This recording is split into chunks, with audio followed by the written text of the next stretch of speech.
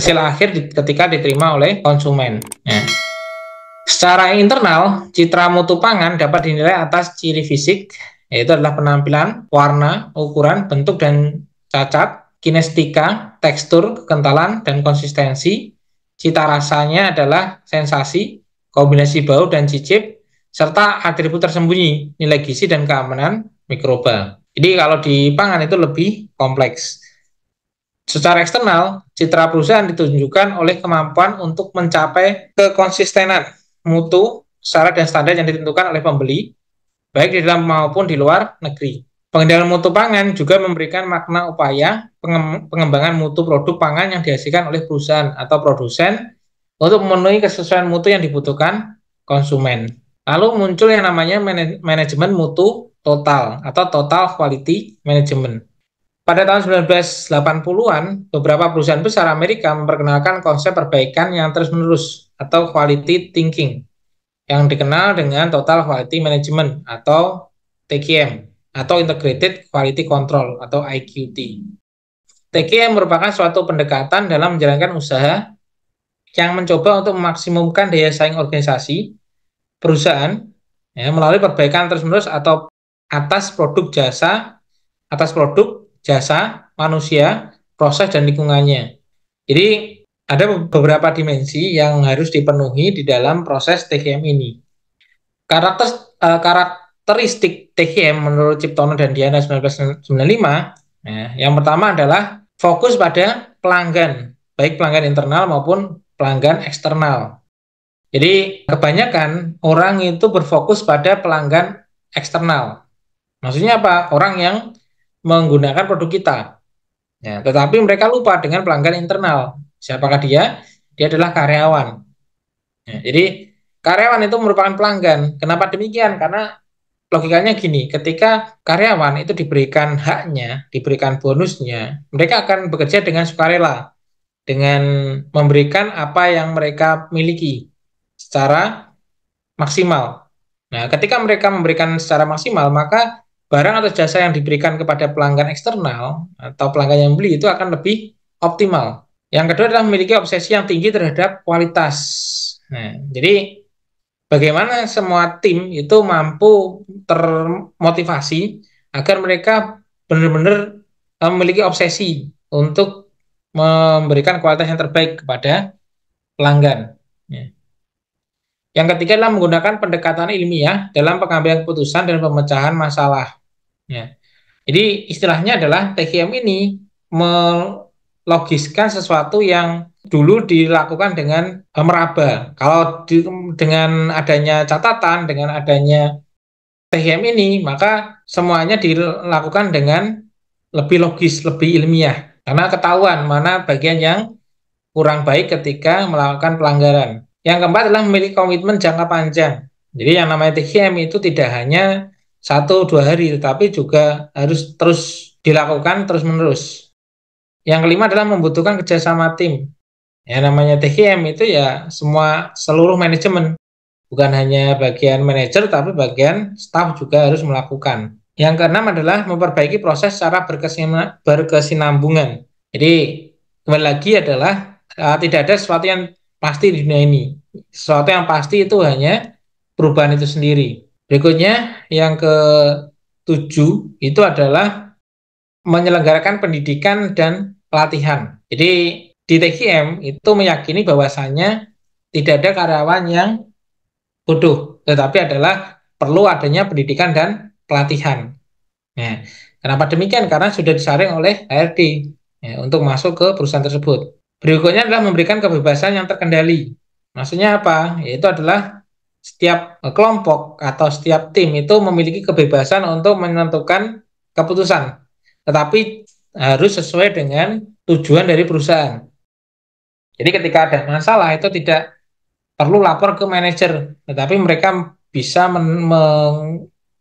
bisa memutuskan sendiri ya, dengan menyesuaikan dengan kebutuhan masing-masing. Berikutnya adalah memiliki kesatuan tujuan. Jadi meskipun divisinya berbeda, tetapi mereka memiliki tujuan yang sama. Yang terakhir adalah adanya keterlibatan dan pemberdayaan. Jadi semua tim itu memiliki hak yang sama untuk mengungkapkan idenya. Ya, tidak hanya atasan dan tidak hanya bawahan manut dengan atasannya, tetapi dilakukan yang namanya diskusi. Proses lanjutan dari pengendalian mutu yang berorientasi ke standar jaminan mutu atau keunggulan kompetitif untuk meningkatkan kualitas produksi dan efisiensi kerja di segala bidang, mengurangi kegagalan terutama pada sektor yang menghasilkan produksi dan meningkatkan kualitas sumber daya manusia untuk memuaskan konsumen secara menyeluruh. Ada beberapa hal yang perlu diperhatikan untuk upaya mempertahankan mutu produk pangan. Kaderisma 1994 secara umum dapat ditempuh upaya-upaya sebagai berikut. Dimulai dari pengadaan bahan baku. Jadi semua hal ketika lakukan produksi itu adalah bahan bakunya, inputnya diperhatikan. Baik bahan penolong maupun bahan tambahan industri harus direncanakan dan dikendalikan dengan baik. Aspek-aspek penting yang perlu diperhatikan yaitu yang pertama persyaratan-persyaratan dan kontrak pembelian. Ya, jadi ketika kita melakukan proses pengadaan bahan baku itu perlu adanya spesifikasi tertentu, ya, cara-cara tertentu ketika pengen mengadakan. Lalu perlu diperhatikan juga untuk kontrak pembeliannya, ya, tidak bisa overload atau kekurangan. Yang kedua adalah pemilihan pemasok mampu. Nah, jadi tentunya banyak perusahaan-perusahaan yang mau untuk memasok, tetapi kita pilih mana yang mampu memenuhi kriteria yang telah disyaratkan oleh perusahaan. Yang ketiga adalah kesempatan tentang jaminan mutu, kesepakatan tentang jaminan mutu. Jadi spesifikasi bisa dipastikan bahwasannya dari pemasok dan perusahaan itu harus mampu untuk memenuhi kebutuhan perusahaan. Jadi pemasok itu harus mampu menjamin bahwasannya bahan bakunya sesuai dengan standarnya. Yang keempat adalah kesepakatan tentang metode-metode verifikasi. Dan untuk pengecekan bahan bakunya itu harus sama-sama tahu, maksudnya mana bidang atau mana aspek yang perlu diverifikasi. Nah, seperti itu. Yang kelima adalah penyelesaian perselisihan mutu. Jadi yang namanya spesifikasi itu tentunya harus ada toleransi ke bawah ataupun ke atas. Tapi yang diminimalkan. Yang keenam adalah perencanaan dan pengendalian pemeriksaan. Jadi mana yang perlu diperiksa, aspek apa yang perlu diperiksa itu tercantum dalam kontrak tersebut. Yang ketujuh adalah catatan-catatan mutu penerimaan bahan. Nah, ini pun juga penting. Jadi semua hal di TVM itu adalah dicatat dan didokumentasikan. Berikutnya adalah pengendalian produksi. Jadi masuk ke setelah pengadaan bahan baku, masuk ke pengendalian produksi.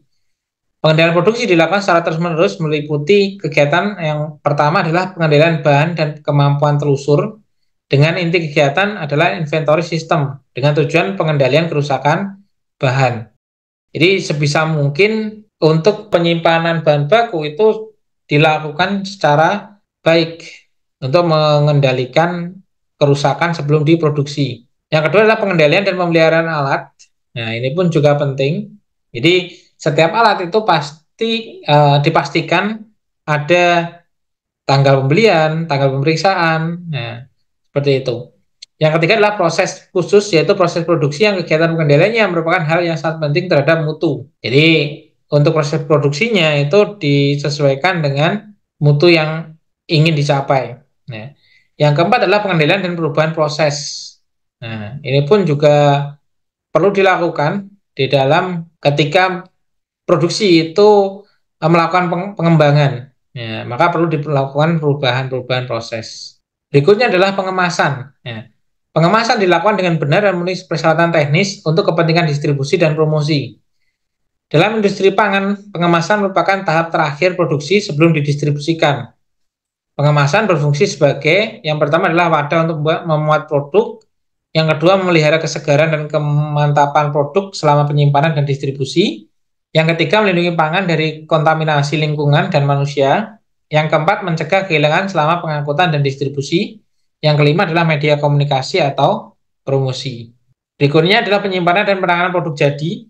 Nah, jadi setelah pengemasan, penyimpanan, dan penanganan produk jadi bertujuan untuk mencegah kerusakan akibat vibrasi, shock, abrasi, korosi, pengaruh suhu, RH, sinar, dan sebagainya selama penanganan, pengangkutan, dan penyimpanan. Berikutnya adalah pemeriksaan dan pengujian selama proses dan produk akhir. Tujuan utamanya adalah untuk mengetahui apakah item atau lot yang dihasilkan memenuhi persyaratan sesuai dengan prosedur yang telah ditetapkan.